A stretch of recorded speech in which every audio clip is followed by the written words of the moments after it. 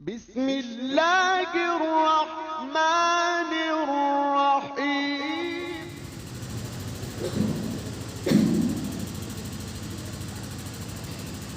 الحمد لحضرة الجلالة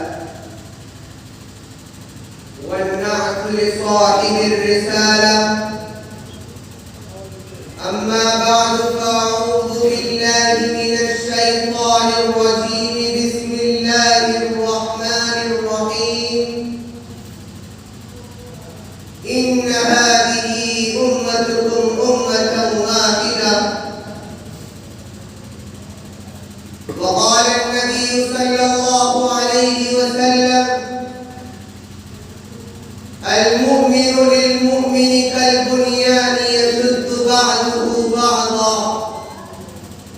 رواه البخاری. تو راستے کن فقانے اپنی آنکھوں پر آیا ہو جا.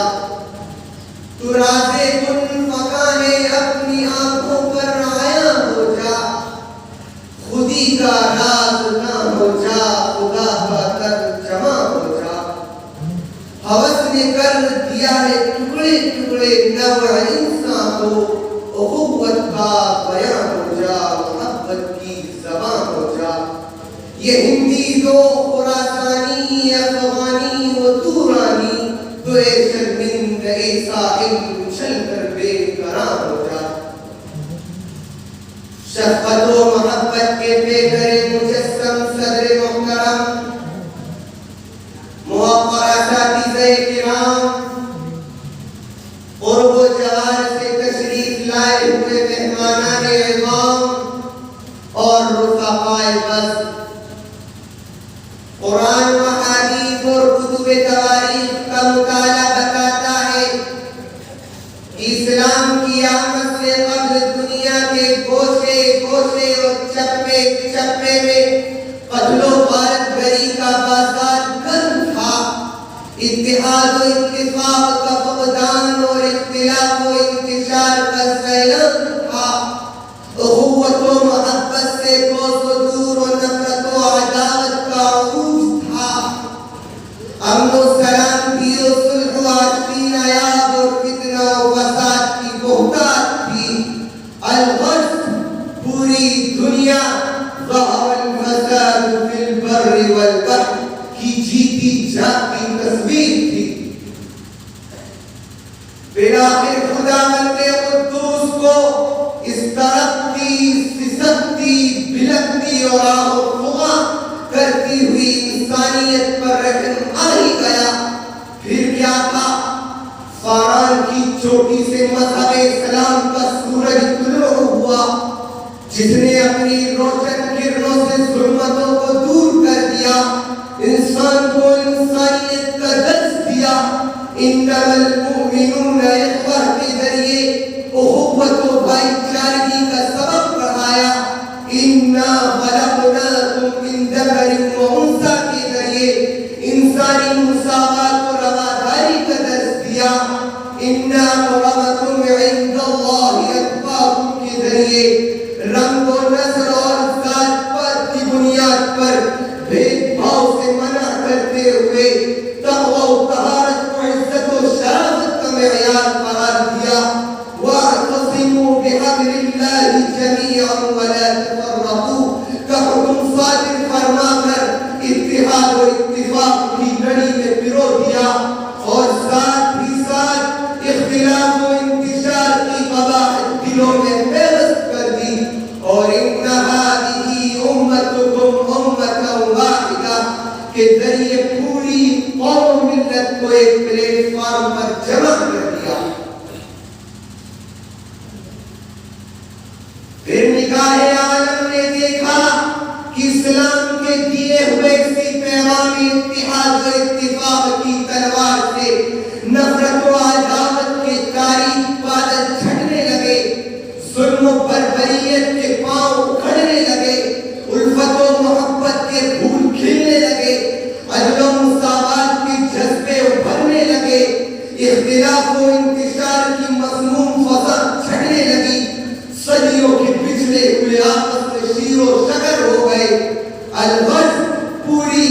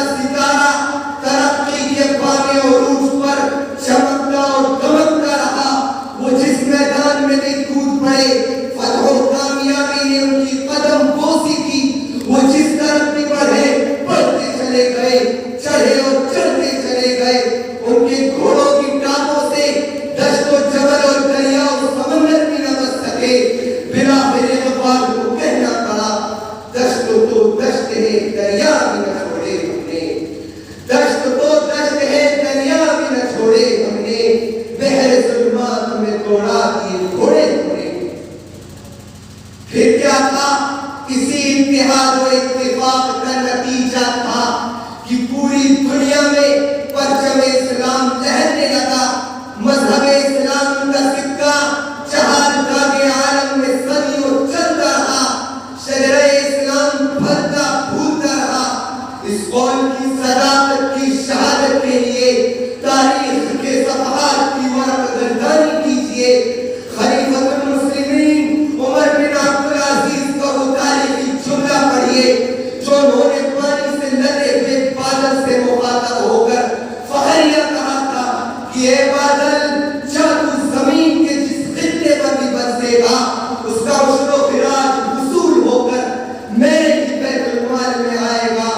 اسی طرح حضرت عقبہ بن نافع کا وہ تاریخی جملہ آج بھی تاریخ کے صفحات میں مرقوم ہے جب انہوں نے بحر اقیانوس میں اپنے گھوڑے کی اگلی ٹانگوں کو داخل کر کے زمین و آسمان کو گواہ بناتے ہوئے کہا تھا کہ اے پروردگار، تیرے اس بندے نے آج تیرا کلمہ دنیا کے آخری سرے تک پہنچا دیا.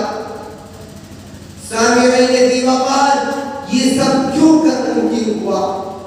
صرف اس وجہ سے کہ مسلمان اتحاد و اتفاق کی دولت سے مالا مال تھے، کینہ و حسد اور بغض و عداوت سے کوس و دور تھے، اختلاف و انتشار کو اپنے پاس بھٹکنے نہ دیتے تھے. اگر کوئی آپ کی رنجش ہوئی تو اسے اپنے ہی تک محدود رکھتے. جی ہاں، وہ آٹے میں نمک کے برابر تھے لیکن متحد و متفق تھے. وہ تعداد میں اتنے تھے کہ انگلیوں پر گنے جا سکتے تھے، مگر دشمنوں کے سامنے دیوار آہنی سد سکندری بن کر حال ہو جاتے تھے. پیر و تفم، تلوار و خنجر، شمشیر و سنان کو بھی خالی میں ڈالاتے تھے. سچ کہا ہے علامہ اقبال نے، ڈر نہ سکتے کہ اگر جنگ میں اڑ جاتے تھے، ڈر نہ سکتے کہ اگر جنگ میں اڑ جاتے تھے، پاؤں شیروں کی میدان سے اچھل جاتی تھے. تجھ سے سرکش ہوا کوئی تو بگڑ جاتے تھے، تیرے کیا چیز ہے ہم توپ سے لڑ جاتے تھے. نقش توحید کا دل پہ بٹھایا ہم نے، زیر خنجر کی پیغام سنایا ہم نے.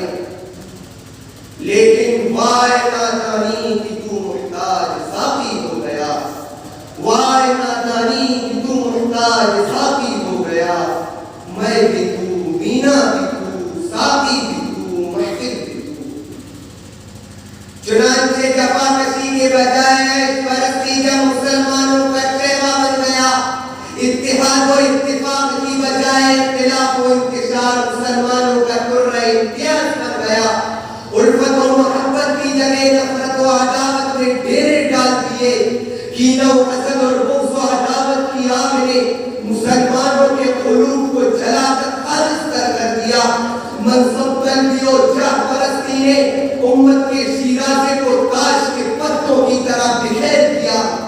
تو اس قوم نے وہ تاریخ زمانے اور سیاہ دور بھی دیکھے جب شاہی کا تجسس اور جیتے کا جگر رکھنے والے مسلمان کاسے گدائی لیے در در پھرنے لگے، نالے شبینہ کے محتاج ہو گئے. غربت و افلاس ان کا مقدر ہو گیا. شکست و نامرادی مسلمانوں کا ٹوٹ حصہ بن گئی. الغرض پوری امت ہلاکت و بربادی کے دلدل میں پھنستی چلی گئی اور ان کے نفاذ کا سورج غروب ہو گیا.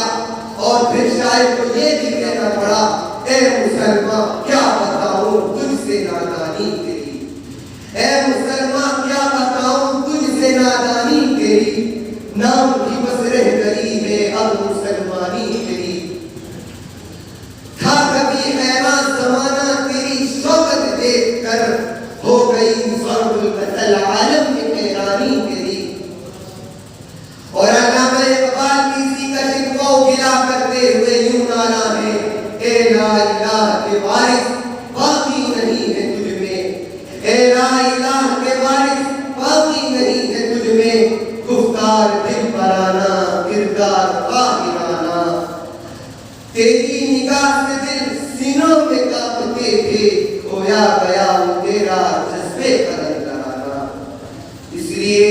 مسلمانوں خدا اور رسول کے دیے ہوئے پیغام اتحاد و اتفاق کو اپنی زندگی کا نصب العین بناؤ. لہذا مسلمانوں سنبھل جاؤ، سنبھل جانے کا وقت آیا. مسلمانوں سنبھل جاؤ، سنبھل جانے کا وقت آیا. بہت سوئے تو تم اب ہوش کے آنے کا وقت آیا. سنو بھی اے صلاح الدین ایوبی کے فرزندوں، اب اس غازی کے افسانے کو دہرانے کا وقت آیا. سنو یہ قبلہ اول سے کیا آواز آتی ہے، مسلمانوں میری حرمت پہ کٹ جانے کا وقت آیا. جہاں سے 313 چلے تھے تم مسلمانوں، انہی ماضی کے راہوں پر